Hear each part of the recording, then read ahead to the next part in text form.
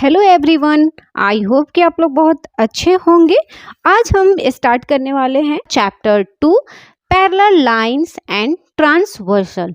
सबसे पहले इस चैप्टर के बारे में समझेंगे कि एक्चुअली ये चैप्टर बोल क्या रहा है, इस चैप्टर में हमें क्या क्या पढ़ने हैं। सबसे पहले हम स्टार्ट करेंगे पैरेलल लाइन से। पैरेलल लाइन बेसिकली होता क्या है, आइए हम समझते हैं।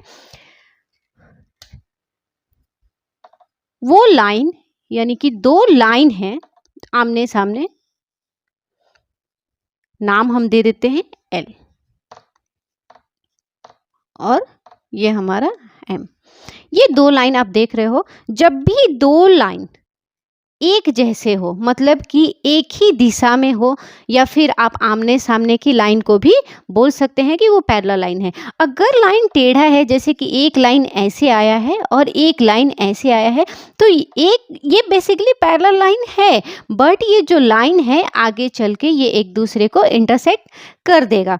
हम इसे पैरेलल लाइन नहीं बोल सकते हैं। डैट की पैरेलल लाइन जो होता है वो दो ऐसी रेखाएं जो एक दूसरे के आमने सामने हो, उसे हम पैरेलल लाइन बोलते हैं। नेक्स्ट हमारा होता है ट्रांसवर्सल। ट्रांसवर्सल किसे बोलते हैं? तो सेम जैसे मैंने पैरेलल लाइन बताया, तो ये हमारे दो पैरेलल लाइन हैं, ये हमारे एम है, ऊपर वाले को हम एम और ये एन है, ये दो लाइन है।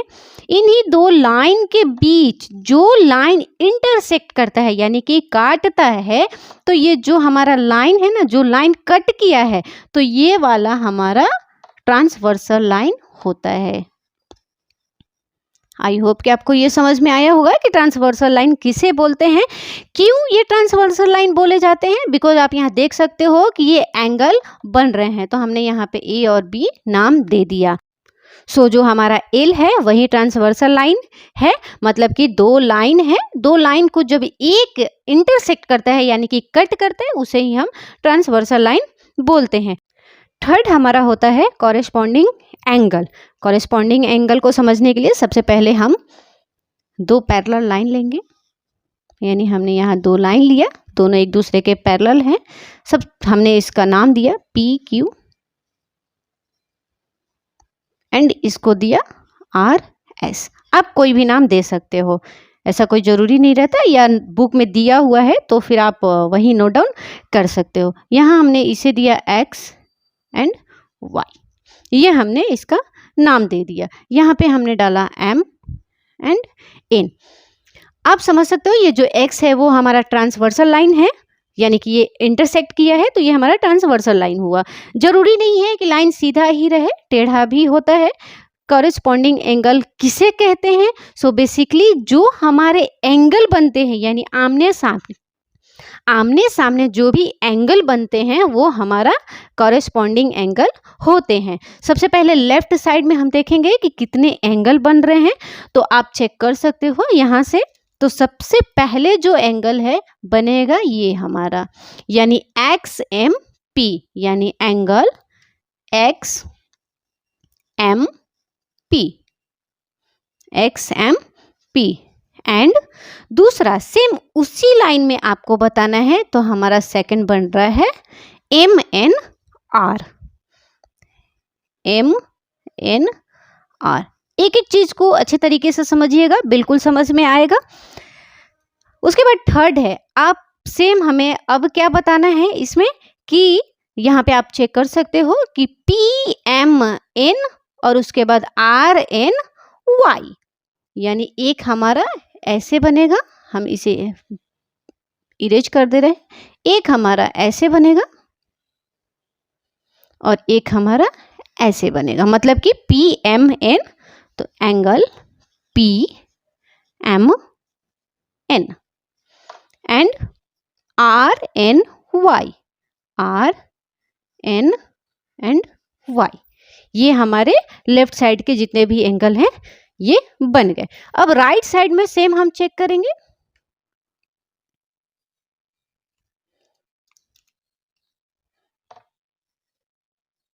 राइट साइड में चेक करेंगे तो सेम हम वैसे ही करेंगे, पहले एक ये लेंगे और एक ये लेंगे, यानी कि X M Q, X M Q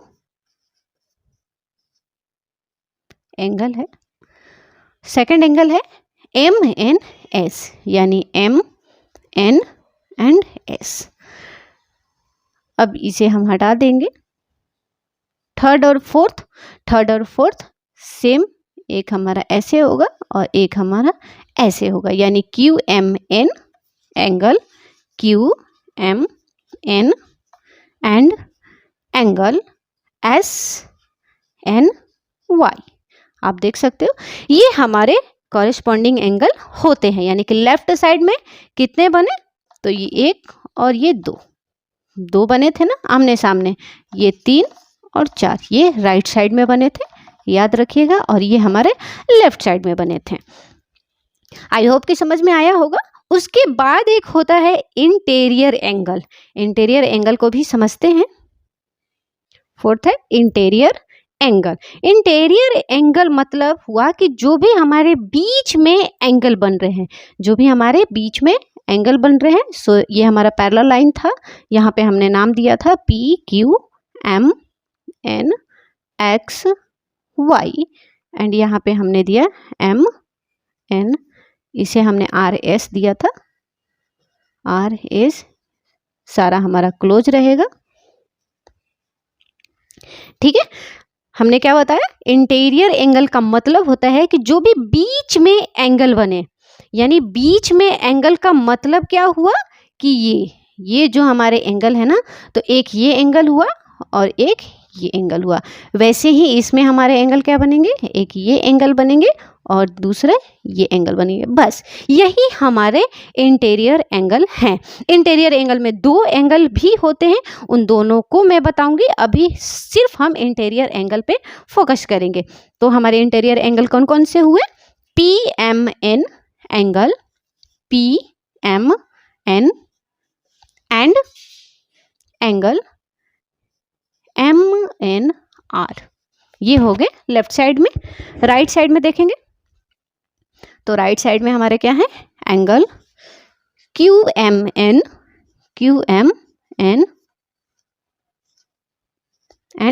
angle MNS,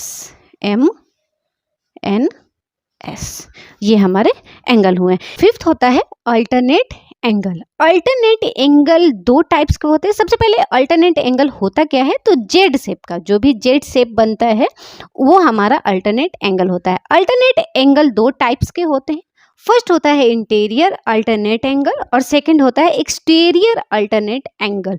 सबसे पहले इंटीरियर अल्टरनेट एंगल को समझेंगे। इंटीरियर मतलब होता क्या है, अंदर के साइड, यानी कि जो हमारा जेड शेप बन रहा है ना, जैसे कि मैंने अल्टरनेट एंगल का बताया कि जेड शेप बनना चाहिए, या तो उल्टा या फिर सीधा, दोनों टाइप से बनना चाहिए। यानी ये जो हमारा अंदर का है ना, ये इंटीरियर अल्टरनेट एंगल होता है। सबसे पहले हम नेमिंग कर देंगे सबका। तो हमारा नेमिंग है PMN, P ये M, N और S, यही है ना। जेड आप देख सकते हो, जेड हमारा ऐसे बनता है, तो ये हमारा यहाँ पे हो गया। सेकंड है Q, थोड़ा बड़ा करते हैं, QM, उसके बाद यहाँ है N और यहाँ है R। अब इसी एंगल को हमें नेम करना है, तो हमारा नेमिंग कैसे होगा, यहाँ पे हमारा है एंगल PMN,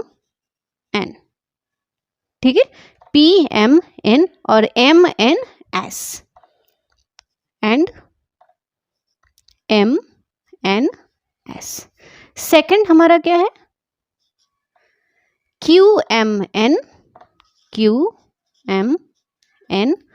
और MNR, एंगल MNR। ये हमारा हुआ अल्टरनेट एंगल। कौन सा, interior alternate angle. Question basically यही पूछता है कि अगर M है तो अल्टरनेट एंगल उसका क्या होगा, इंटीरियर, तो M का क्या होगा, N होगा, यहाँ पे भी M का N ही होगा। ये इंटीरियर पूछा है, इंटीरियर अल्टरनेट एंगल का यही बेसिक तरीका होता है। सेकंड है हमारा एक्सटीरियर अल्टरनेट एंगल। आइए समझते हैं।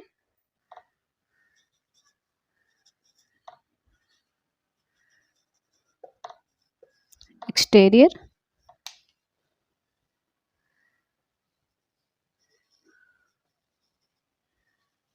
Alternate angle.